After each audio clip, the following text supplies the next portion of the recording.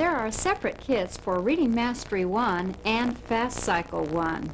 Each kit contains a teacher's guide which describes the program's scope and sequence, explains program rationale, and provides procedures for placement, grouping, regrouping, scheduling, and mastery testing.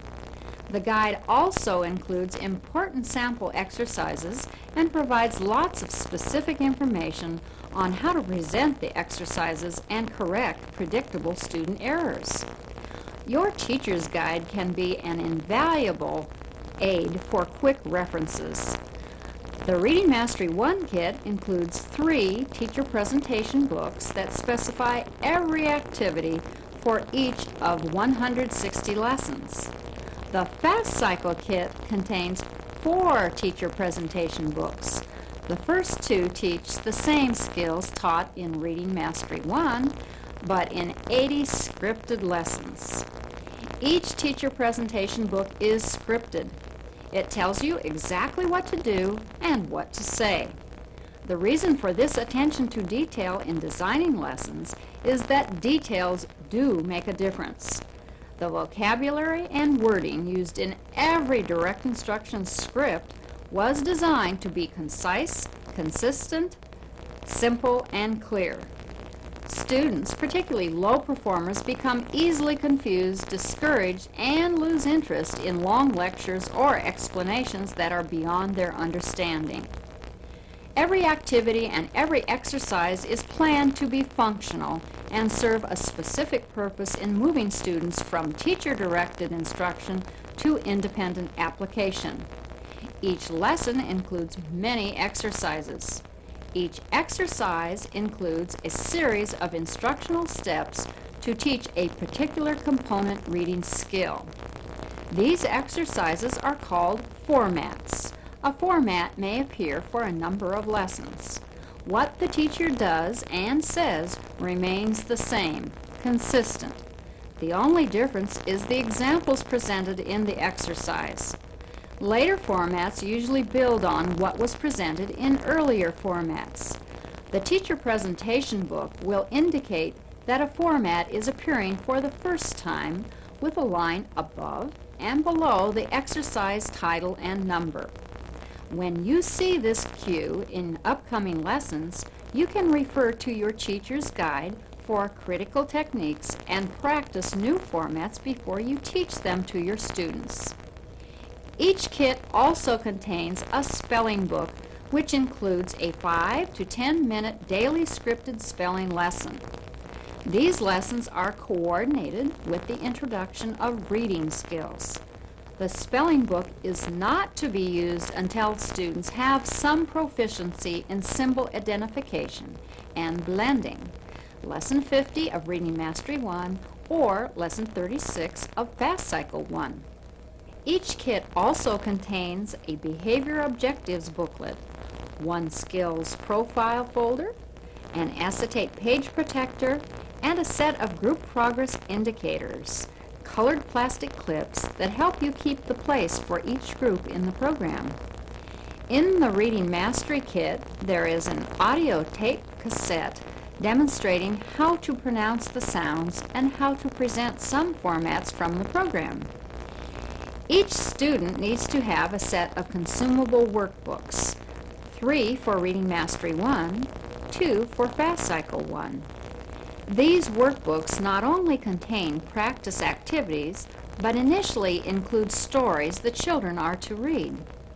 Workbooks are called take-homes because children can take the pages home after they are completed and checked at school. In each kit, there is a teacher's edition of the take-home book and answer key. Children also use non-consumable storybooks, starting at Lesson 91 in Reading Mastery 1 and 44 in Fast Cycle.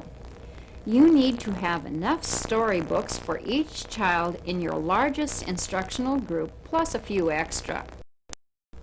Let's talk about the steps of the correction procedure. The first step is to state your expectation. Write that. You will tell students what you want them to do behaviorally and academically. Next, you model. You repeat the step that was missed and you tell the answer. You begin the model by saying these words: my turn, listen, or my turn, watch. Write that. Next, you lead. You repeat the step responding with the children. You say, do it with me, or say it with me. Write that.